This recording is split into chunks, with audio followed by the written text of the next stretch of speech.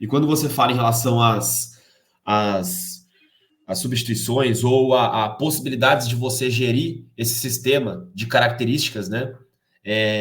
Eu acho que vai muito também de entender as características dos jogadores que você tem muitas vezes, para que você possa ali colocar os jogadores em posições que vão potencializar essa característica pro todo, né? Porque a gente não pode esquecer que quando a gente fala de causa, a gente fala de características que vão dos elementos que vão se relacionar entre si, e essas características vão gerar uma organização.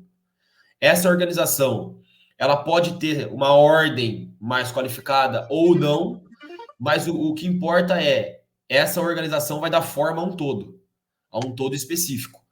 Esse todo, ele vai mudar se você mudar uma característica de um elemento, porque se você mudar uma característica, você vai mudar o modo como os elementos vão se relacionar. Aí eu lembrei de uma fala do Felipe Luiz, ele fala, se eu não me engano, no podcast do Diego Ribas, né? E ele comenta que o Jorge Jesus, a princípio, queria que o Felipe Luiz atacasse fundo para poder fazer área, né? Com uma potência maior. E aí só que o Felipe Luiz fala que ele sentia mais à vontade quando ele apoiava por dentro, né? Quando ele saía para a faixa central para poder gerar jogo por dentro, pelo jogo dele mais de criação, de passe. E aí o Jorge Jesus fala para ele fazer essa função de ataque ao corredor e não essa função de apoio por dentro. E aí um jogo, o Felipe Luiz ele faz esse apoio por dentro e ele gera muito jogo, né, para a equipe. Então, aquela característica dele, quando ele age de acordo com a sua característica principal, ele gera inter-relações ali com os jogadores de meio campo e ataque que potencializam o todo. O todo vira mais que a soma das partes, né? E aí ele qualifica, né, o todo, e o Jorge Jesus volta e fala, tudo bem, vamos treinar isso. Então o Jorge Jesus percebe que ele não tem controle de tudo, mas aquilo lá pode potencializar o todo da equipe. Então ele vai treinar aquilo para que passe a ser um padrão identificado e não mais um padrão não identificado. Como você vê essa situação, Zago, do treinador com o jogador?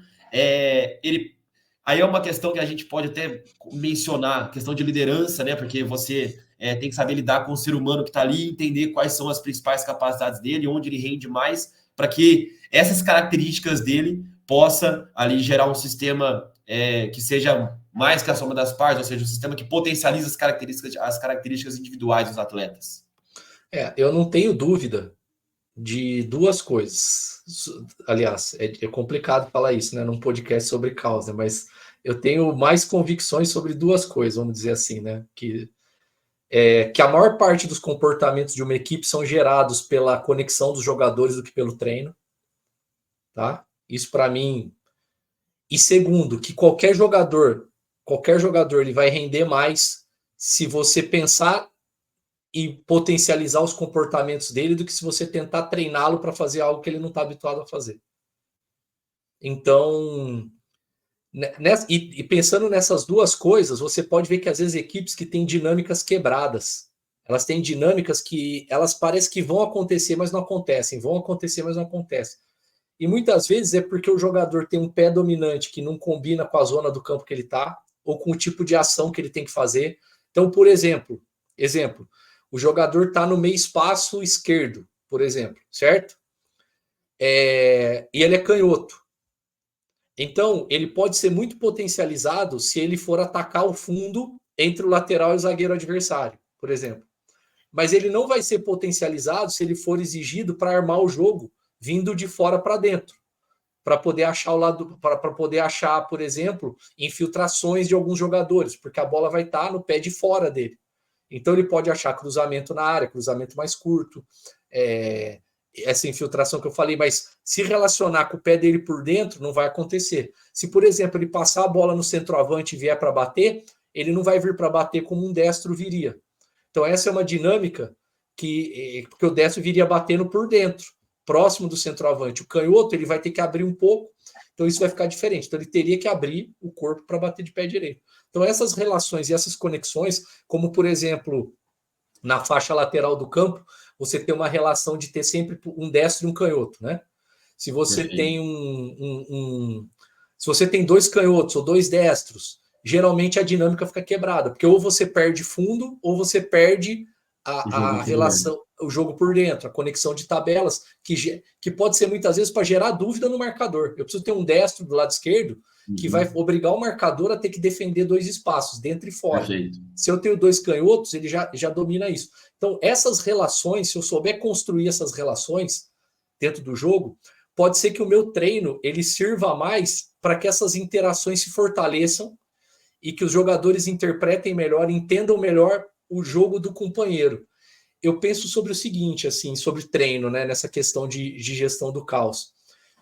Se você fizer um treinamento e que o jogador tiver voltado para entender só atividade, como resolver a atividade, ele é um bom treino.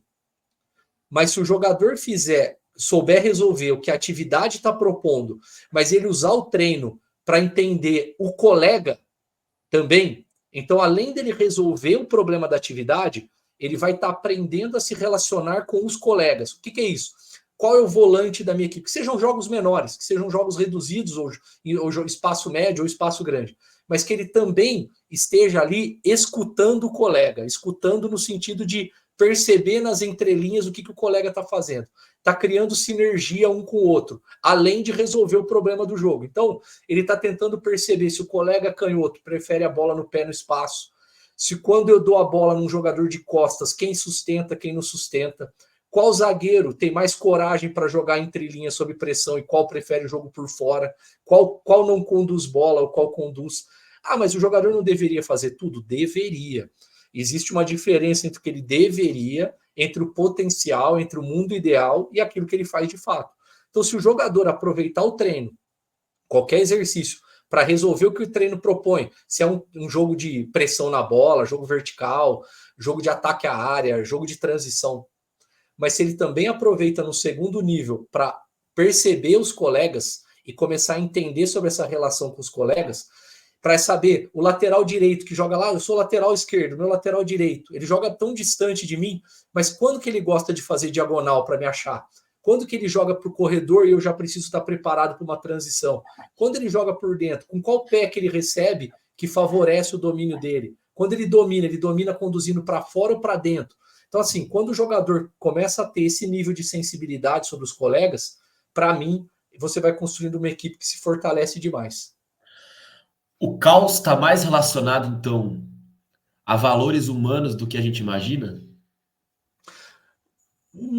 Eu não Ou sei. interpessoais? Não, eu acho que nesse caso sim, porque assim, o caos está presente em vários sistemas. Você tem automatismos totalmente mecânicos que são criados no mundo para gerenciar o caos. O motor a vapor é isso. O motor que movimenta o carro é isso. Ele não tem valor humano e ele gera o caos.